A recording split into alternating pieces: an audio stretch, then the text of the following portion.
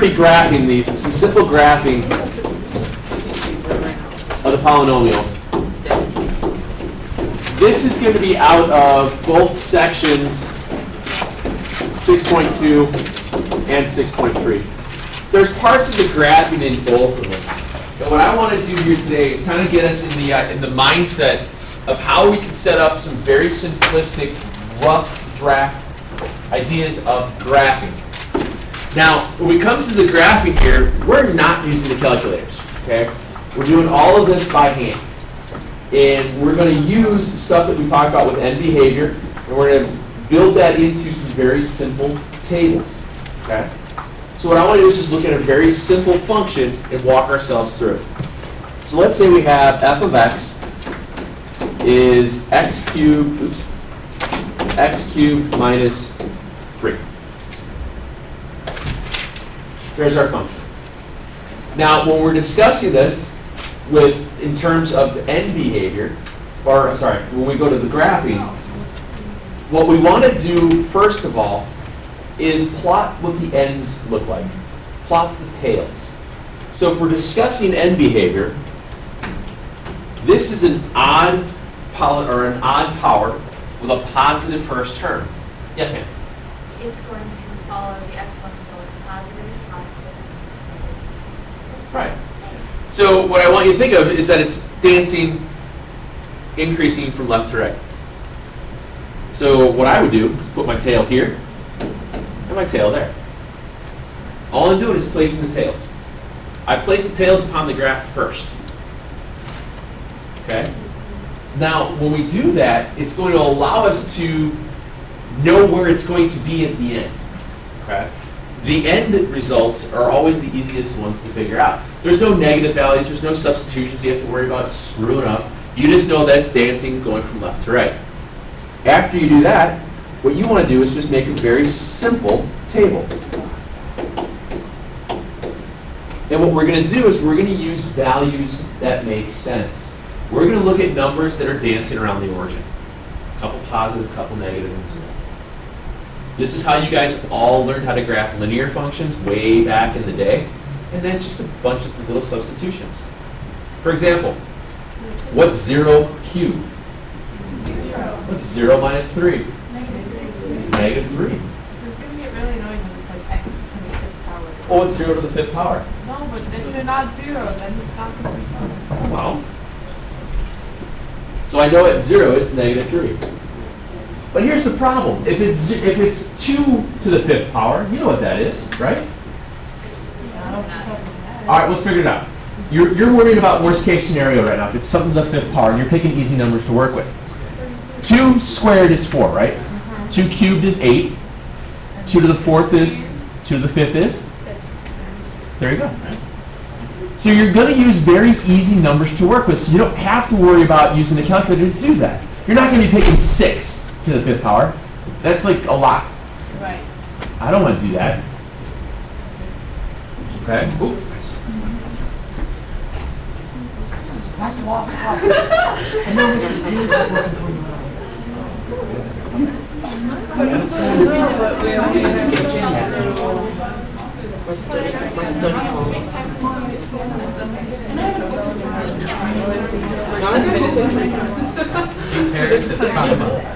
Wait, what is it? Oh, it's like, it's because I don't want to study hall, so. No, I used to have one. It's supposed to have study degree. Just leave all of that Yeah, time. and I'm like, no. Are you like in trouble? Julio. I'm sorry. Anywho, all right, what's 1 cubed? Shh. 1. What's 1 minus 3? What's 2 cubed? What's 8 minus 3? 5. Okay. Now here's where you're going to screw up. Negatives. I have such a positive idea for you guys, right? It's the same thing. No. What's negative to an odd exponent? Negative. Negative. So now you wind up with negative 1 cubed, so it'll be negative 1. Negative 1 minus 4 is how much? Good. Next minus negative 3. You said That's not minus minus negative, it's minus negative. negative 1. I was trying to correct you, but I'm correcting myself. Okay. Now, if I take Where are you negative 2, Yes. if I take negative 2 and cube it, negative 8, Negative 11. negative 11. Now, do you see, at this point, you should start to see why I'm saying to put your tails in first, because that way, if you started to mess up with some of the sign values here, you'll know that you made an error. So remember, put your tails on the graph first, and then just kind of match them up. So at, let's see, put this back here, we're at negative 2. No, I'm not supposed to space it out, so. Negative 2 and 11 is way down here. Negative 1, negative 4. 0, negative 3. 1, negative 2. 2 and 5. So it's on its way up, and it's doing that. That's all we need to worry about, guys. Doesn't have to be beautiful. All right, we're not worrying about it being absolutely perfect. We're getting a rough idea of what it's doing as it goes through the origin area. That's about it. Okay? Plot tails and go for it. So would you say getting 5 different numbers is good? Yeah, because what we're looking at, because to start these types of graphs, I'm not going to make them so that they're overly complicated, because eventually we will dig into them a little bit more and start to discuss about local maximums and minimums, what are the actual points of inflection, things like that. We're not there yet. All I'm trying to do is just get an idea of what is the shape creating. Does that make sense? Let's try another one. Let's see. See? Every once in a while it's not that awful. So this one isn't going to get worse? You never know. Yeah, I didn't cut it nicely. So f of x is x to the 5th minus 2. Okay? Oh, it's going to do the same thing as the other one. It's going to do the same thing as the other one, because why? Because it's an even or an odd exponent and a positive quotient. Correct. So I know it's going to have the same tails. As it's getting smaller and smaller and smaller, f of x is getting smaller. As it's getting larger, f of x is getting larger. Okay. Once again, we're going to pick some very, very easy numbers.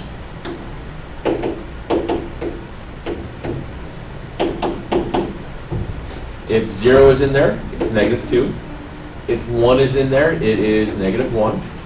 If 2 is in there, 2 to the 5th was how much again? 32. See, you know that on top of your head. I'm very proud of you. I'm going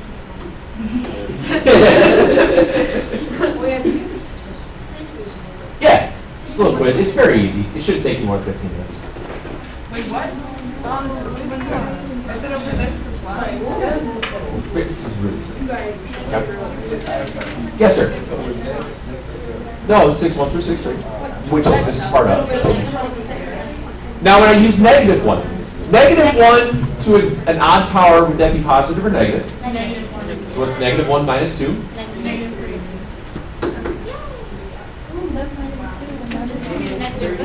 Negative 32 minus 2 is negative. 34. Oh, wait. So, I've seen them 36.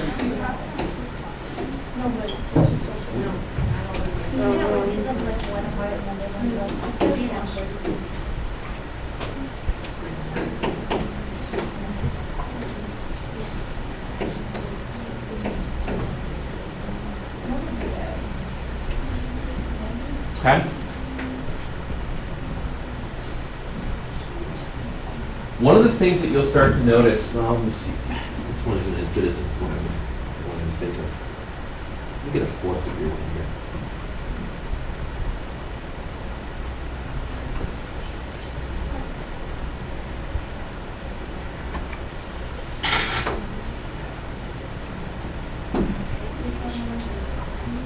Fourth degree, even exponent, first term is positive.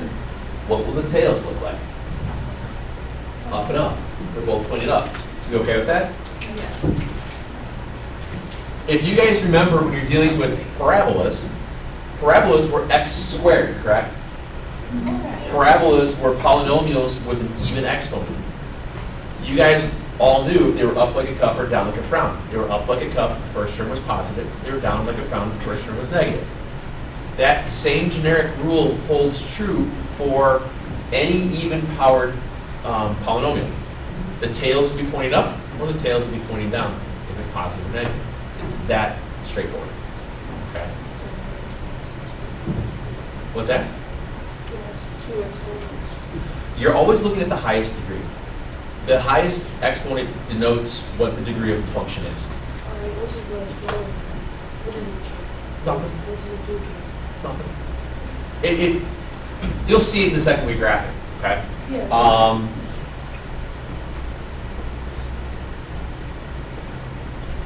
No, that won't. All right.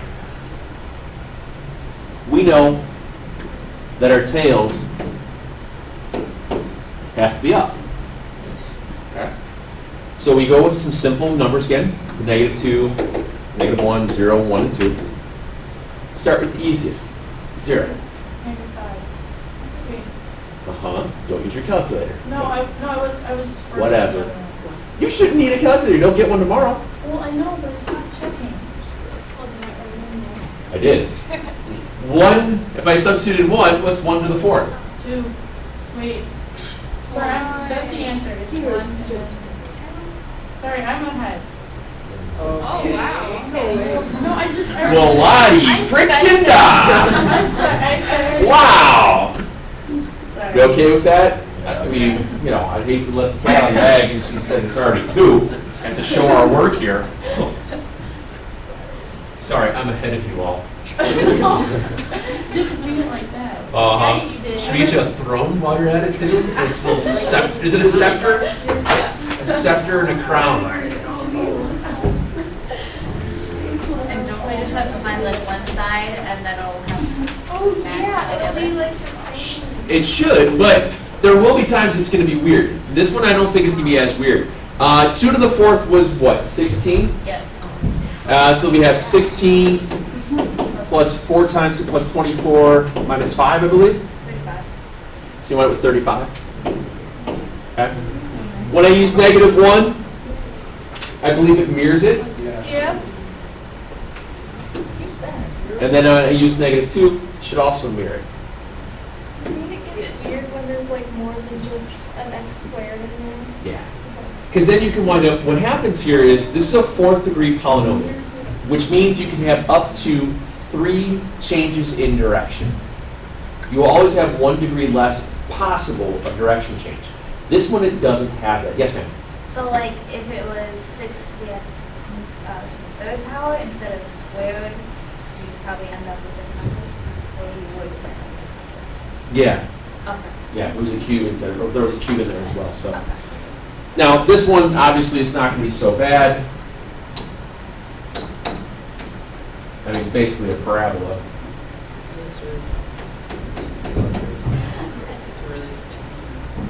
So just stop it. Doing something like that, whatever. You get the idea. The weird ones come in when we get all these little extra changes direction. I don't think these guys gave me that. Let me look at, I think this one will do it.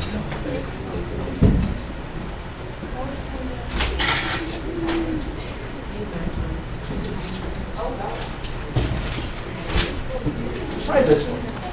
F of x is negative x to the 4th plus 2x minus 1. Now, obviously, we're doing some direct substitutions here. So what I might do differently if I were you is put in front of that, instead of just being a negative symbol, put -1 in parentheses next to the x to the 4th. That way, when you know you're substituting in, you have to multiply it by -1 after you square it and cube it or whatever it might be. Right? So if I'm looking at this, it is an even exponent, negative first term. What direction will it go? Down. They're both pointing down. The tails are pointing downward. Okay? When it's even, first term's negative, we know our tails are going to be pointing downward. The rest of it's where it gets interesting. So we pick points.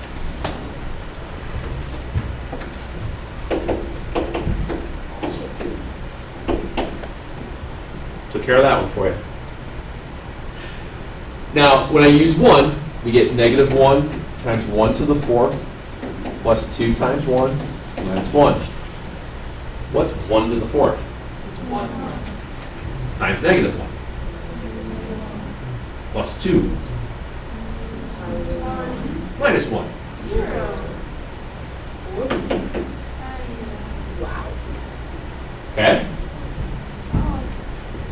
2 to the 4th times negative 1. Negative. So we have negative 16 plus 4 minus 1. What do you get? 11. Okay. Negative 1 to the 4th power, positive. So I have negative 1 again. Minus 2 now, minus 1, you get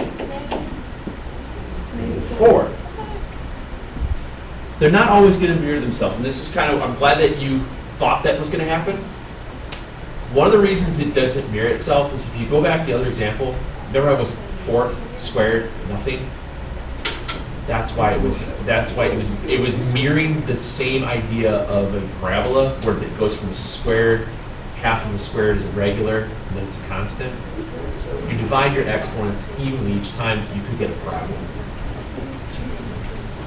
So in this one, if I take negative 2 to the 4th, what is that, 16 again, so it becomes negative 16 minus 4 minus 1, so you get negative 21. All right, you okay with that? All right. So plot some of these things out. Obviously, you might have to mess around with it a little bit. So it's negative 1, negative 2. Move this way down here. So we'll say this is negative 21, negative 4. 0 is negative 1. 1 is 0. And then 2 is back down to negative 13. Well, that's fine. It's matching our idea. It's still doing that. And that's perfectly fine. Your tails are still going there. What happens here is that the rate at which it's increasing or decreasing changes. There's no constant rate. Okay? There's no constant rate of the increasing. Yes, sir? So like for the little area between 0 and 1, you know how you'd say as x goes positive, infinity, f of x goes negative, but it wouldn't be like that there. So would your end behavior would still be the same? Yes, your end behavior is still the same as what it is, even because you're looking at the very tails of the graph. You're going to get these weird things that occur within the interior points. The tails at the end, these guys aren't going to change. Yeah, but the end behavior, or like y is going to be bigger at 1 than it was at 1/2. And, So that would- and that's fine. That would That's work. perfect. Because it has nothing to do with it. You're looking at it at an interval. You're looking at it at what's happening within a specific interval. Remember when we did that word problem yesterday where it said the time between 0 inclusive to 10? You were looking at a specific interval of change. That is something that, I mean, you're a couple of years ahead of yourself right now. That is something that you look at when you're looking at what's called an integral. An integral.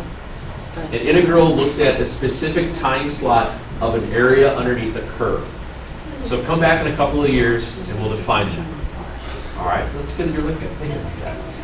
It's actually one of the easiest things to learn calculus. I have a good way to explain that.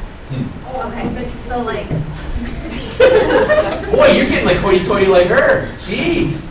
We get you a scepter and a crown also. so when you're a river, you know, it's not straight, it's going like this, but you still say it runs, you know, north, south, or east, west, even if at times you're going the other direction. Oh.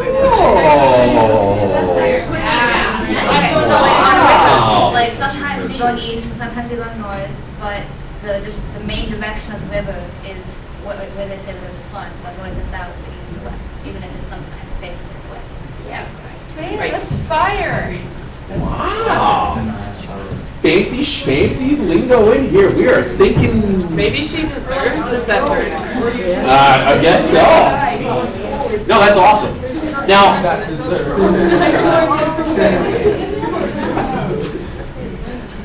Just kidding. I want to look at it in terms of what you guys did yesterday then.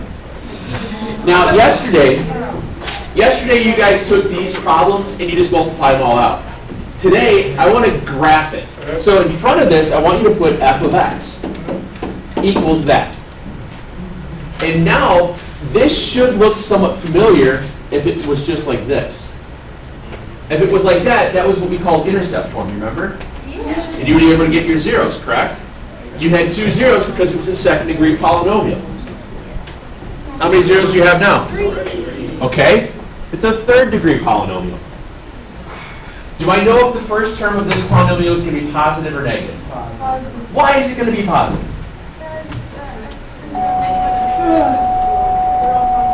Everybody agreed that every single one of those x values is positive.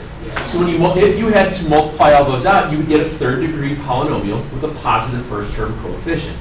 With that being said, what did the tails look like? One of those. Which way are we going? Increasing from left to right, or are we decreasing from left to right?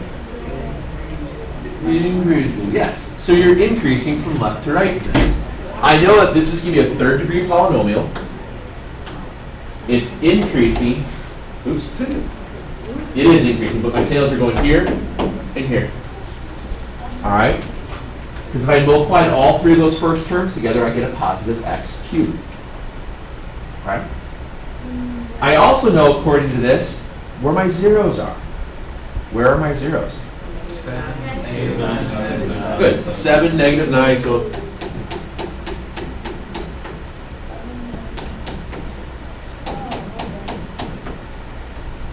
so if I'm following my arrows, I'm increasing, but I got to go back to the other 0, then I got to come back up this way. So we shouldn't even bother multiplying that out? Nope. Because this is given to us in that intercept form.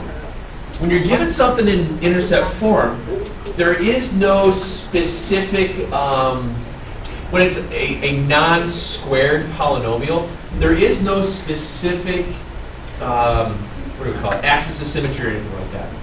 There is no constant valley or gap or peak. There is, we don't know what those are yet. We don't know how, if this is skewed one way, if it's really up high or skinny.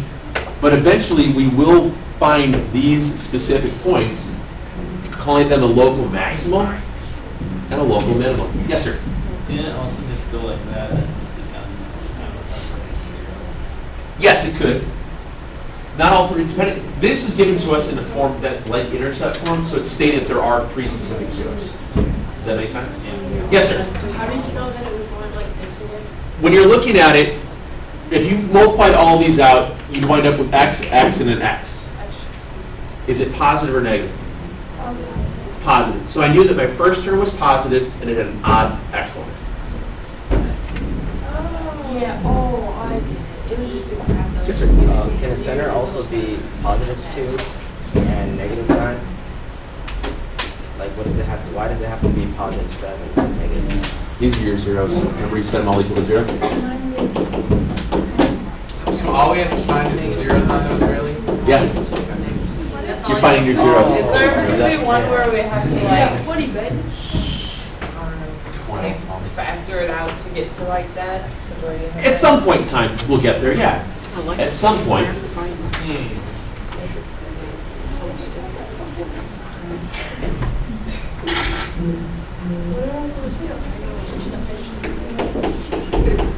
And I'm going to add on another one. So let's say it's x minus 3. So we have first term is x plus 5. Second term is x plus 7. Third term is negative x plus 1. And fourth term is x minus 3. Now, it's a fourth degree polynomial. Are we okay with that? Yes. Will it be a positive or negative term up front? Negative. Be negative. So I know it's going to be a negative x to the fourth. What will the tails look like? Both pointing down. Okay?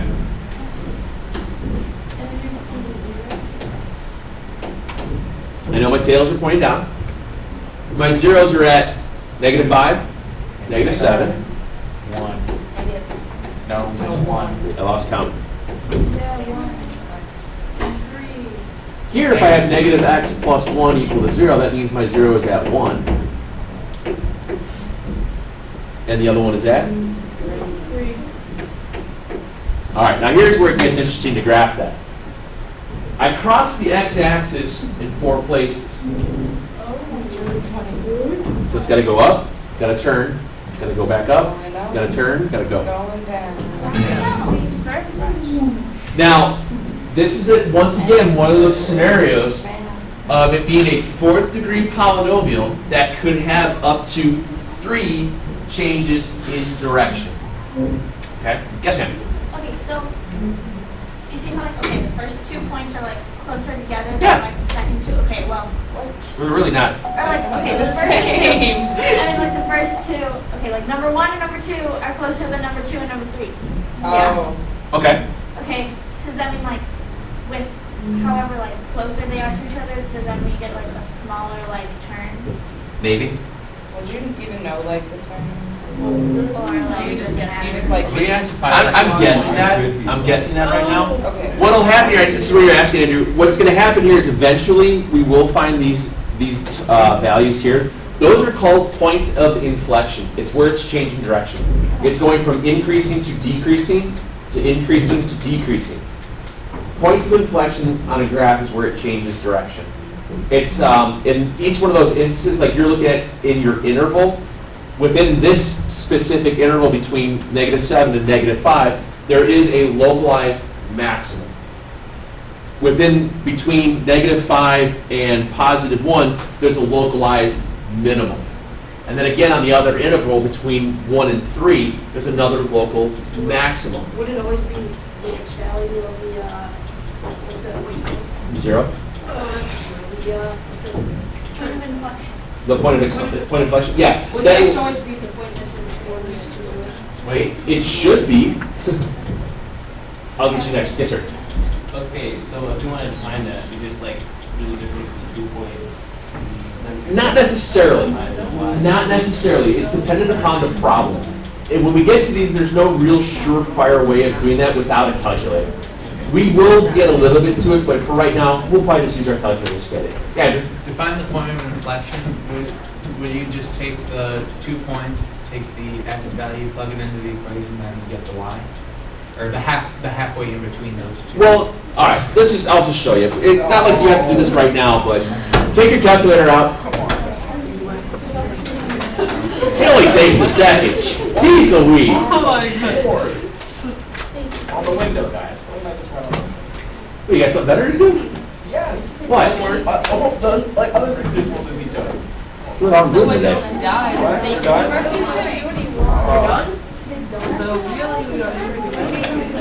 Might as well show you something that's kind of cool. Now, math is kind of boring. X plus 5, x plus 7. What are you doing? I can't see it. X plus 5x plus 7. How do you type on the calculators class? It took like 10 years to find each one. Oh, that's cool. It's like, wait. No. It's mine, sure. Was it -3? Yeah. What? Oh, because it would be Silly like Mr. that. Murphy tricks on kids. That's some weird stuff going on. Strange things are afoot at the Circle K tonight. That's funny. Really. Wait, You've never heard that before? what's going on? Strange things are afoot at the Circle K. Nobody has heard that before. What's it from? We're the worst storyteller. It's from that. No. I want to What's say that? Pulp Fiction, but I know that's No. wrong. That is wrong. No idea. I would know that if that. Really? San Dimas High School football rules. Yeah, that's why. There's no hope. All is lost. Bill and Ted's Excellent Adventure. I've heard that. Strange things are afoot at the Circle K. I think counting, but it sounds like this. Strange things are afoot at Circle I've seen the K. movie. I just didn't. Why? What strange things are afoot? I do like that. George Carlin came out of a time capsule telephone booth. Yeah, all right. Have you ever seen the telephone booth? Wasn't it called the Travel in I saw that. I see the telephone booths in real life. Have you ever used one? No, it was like, Yes. it was just like, I don't know. It was Out of order? No, it was like in like July or something. All right, so in this case here, I didn't know how fast it was increasing or decreasing. All I know is that there was changes within the direction. What'd you set your window at so we can see that? I have X min, minimum negative 10, X max 10, Y minimum negative 1,000, Y max 1,000. Yeah, I was at like 100, you said for max? yeah, and Okay. negative 1,000. I was at negative 100. Oh, that's so I was like, cool. that That's doesn't like do what that. mine was like. So, Mine looks better. so what's happening there is that your calculator, if you, remember how we did those intervals where you hit enter and then go to the left bound, hit enter? It was searching within those intervals like that. So it was doing that work for you. Your calculator does all of this. You don't really need to worry about it, but you get the idea of where we're going. Okay. What I want you guys to do tonight is I've got some problems off of both of these two sections. What do you got? Off the record. We should have pizza party if we all get A's on our next test. Okay, well, we're not gonna have a pizza party. It's against guidelines. We can have class. Because you go with. Look, my kid's in kindergarten. He can't have candy on Halloween. What is this, Russia?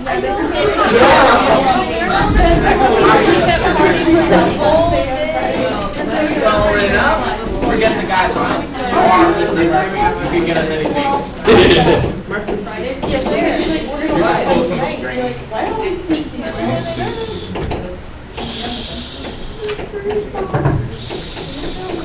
It's not that hard. I mean, sneak a pizza in like a box. On the section 6.3, the problems that I gave you guys there were written as just the three terms. Yesterday, you guys wrote and just foiled or distributed all that out. Don't worry about that. What I want you to do is just put an f of x in front of the three terms and graph them like we just did, okay? And basically, I'm just making up a couple of problems for you to try like that. Remember, when you're graphing these things, plot your tails first. And the first group there, use tables, -2, -1, 1 and 0, 1 and 2. And then the other one's just you're plotting zeros. That's really all it is, okay? Questions? Very exciting.